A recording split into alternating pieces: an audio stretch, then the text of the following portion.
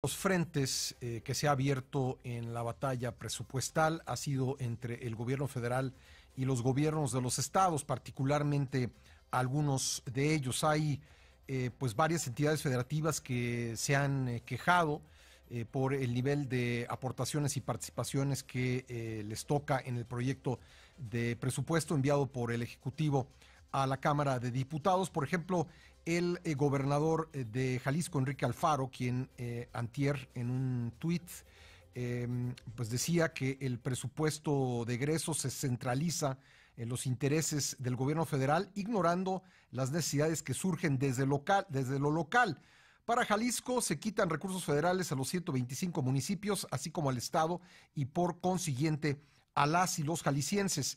Dice además, no se contempla inversión federal para ninguno de los proyectos que desde Jalisco definimos como estratégicos, tales como el saneamiento y rescate del río Santiago, la línea 4 del tren ligero, la presa derivadora El Purgatorio y el libramiento sur de Puerto Vallarta.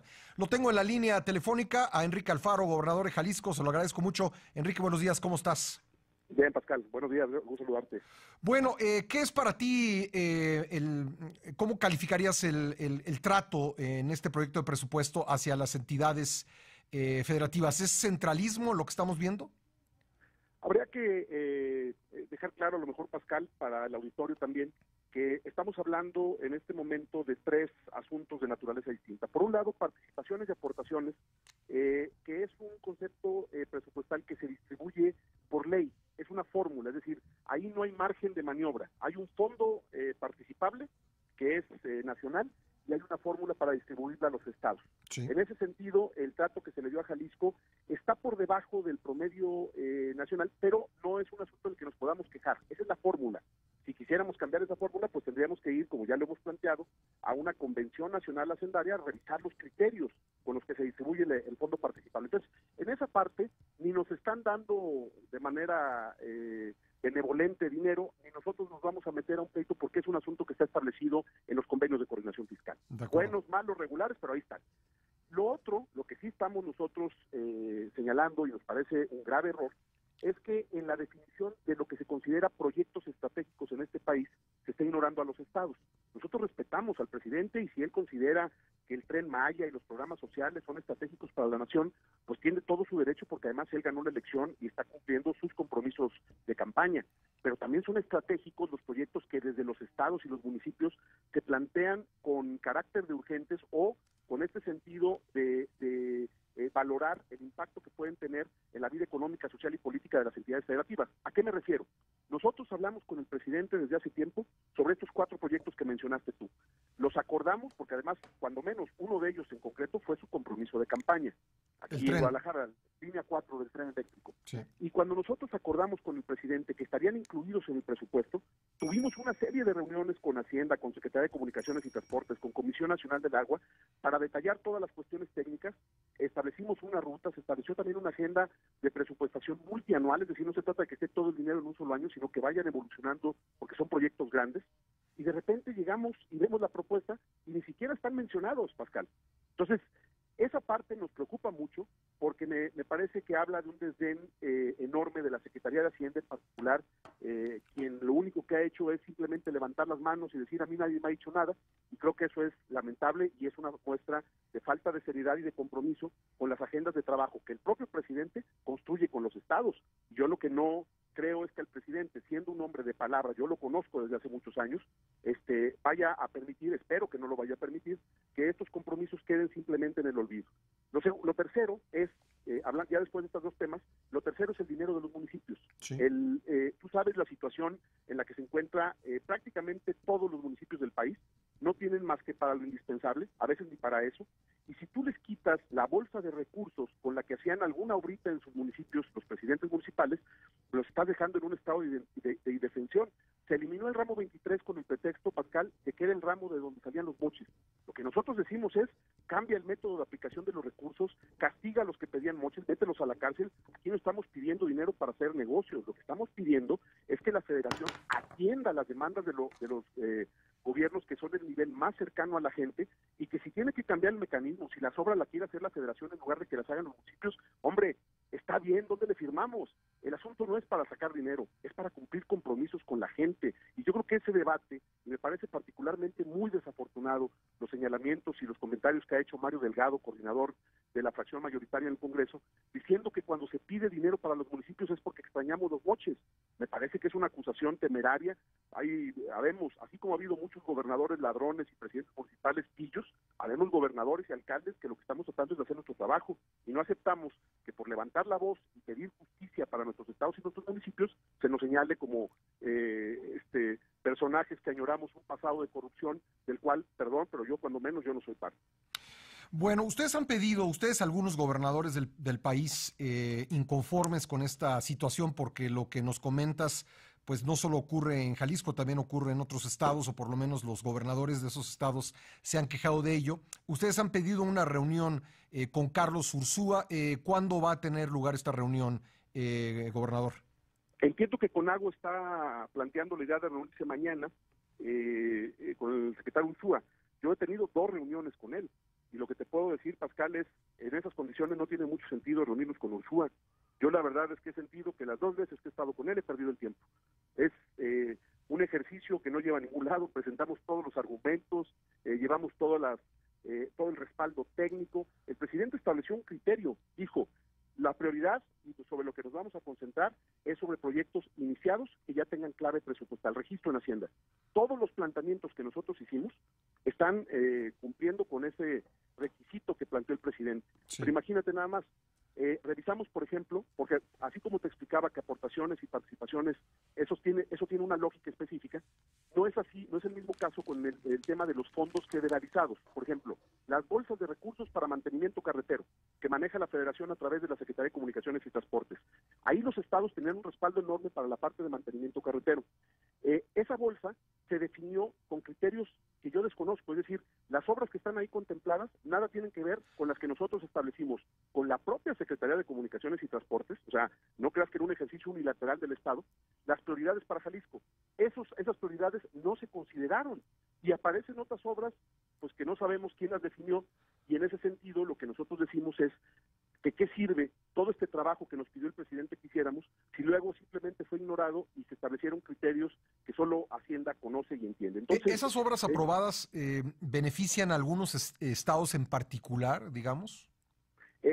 Evidentemente hay un criterio que el propio presidente ha hecho público en el sentido de que se está tratando de atender a los estados con mayores niveles de marginación y de pobreza. Uh-huh. Compartimos el principio de subsidiariedad, Pascal.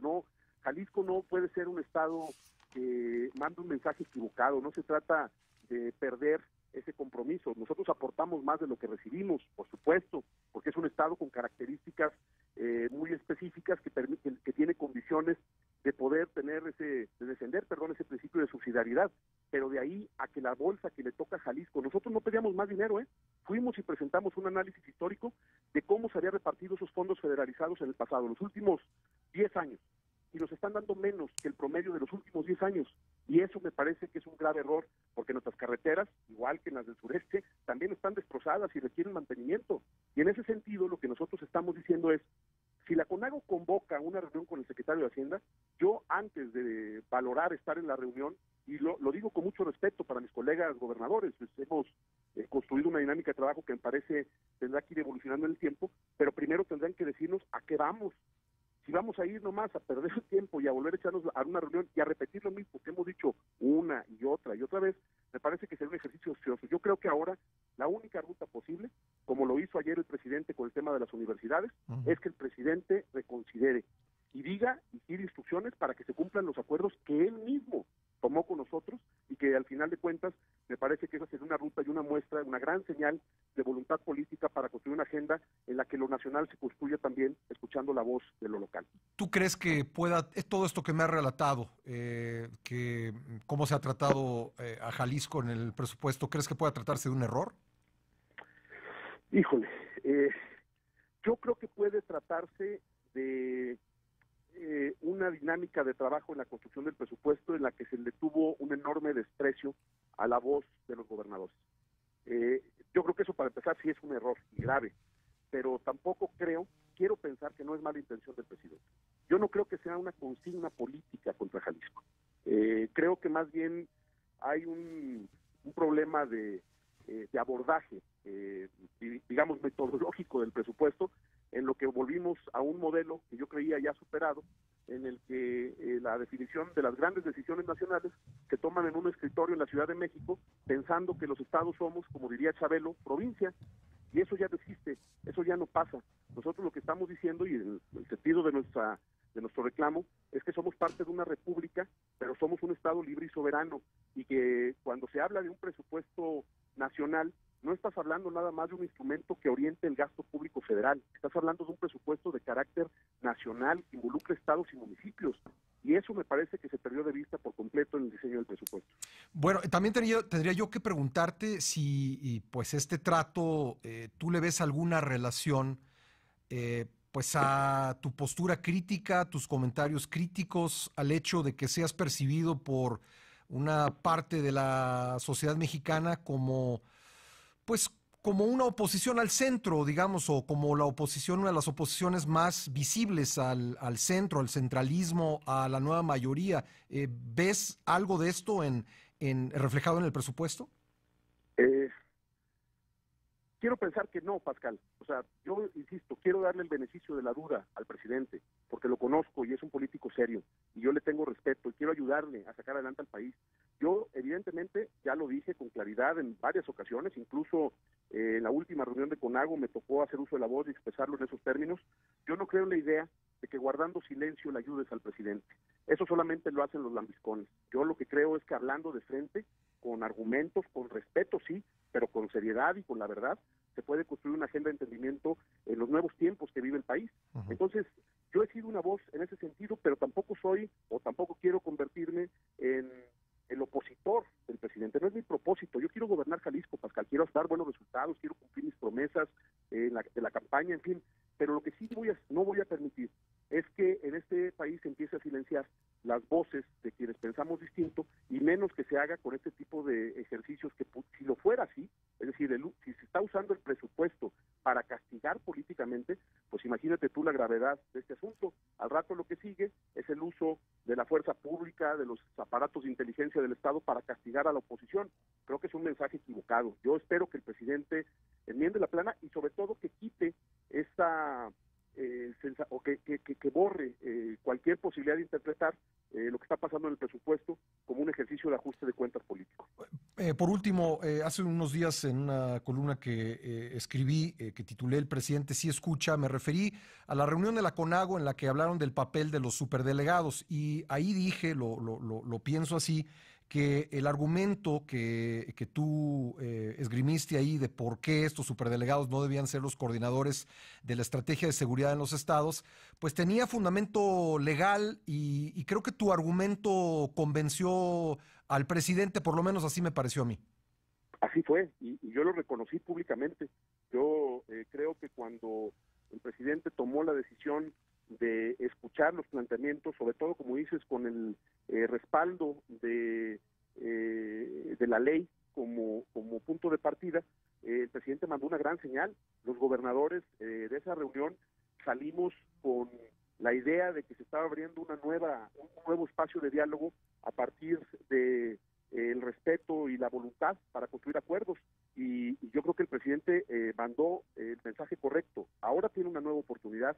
Yo espero que no la desaproveche el presidente. El presupuesto se puede revisar, está en el Congreso, pero creo que con una muestra y una señal de voluntad se pueden hacer los ajustes, se puede recomponer el camino. Mira, Pascal, yo lo digo también públicamente, ni siquiera estamos en un ejercicio de regateo por el monto de los recursos. O sea, es decir, entendemos la circunstancia del país, y lo que decimos es, si nosotros habíamos acordado 1,000 millones para un proyecto, pero se pueden 500, pues adelante, pero que quede establecida la voluntad, el registro en Hacienda, que quede de manera expresa el compromiso de que vamos a iniciar un proceso de trabajo y de acercamiento a la solución de los problemas de fondo de los estados. Si no se da ni esa muestra de voluntad, pues creo que estaremos entonces sí en un escenario, una situación que va a generar una enorme tensión en la relación federación y estado, y que va a abrir, lo anticipo porque no creo que haya otra opción, que va a abrir a principios de año un debate muy fuerte sobre los principios y fundamentos del Pacto Federal. Yo ya veo en muchos gobernadores ánimo de empezar a hablar de esos temas. Creo que, entre otras cosas, la discusión sobre el convenio de coordinación fiscal pues va a ser un tema álgido si no se toman las medidas pertinentes a tiempo y si no se corrige el rumbo que se le está dando a esta discusión del presupuesto. Pues, gobernador, te agradezco mucho estos minutos para el programa. Al contrario, Pascal, un honor. Gracias, gracias. Enrique Alfaro, gobernador de Jalisco.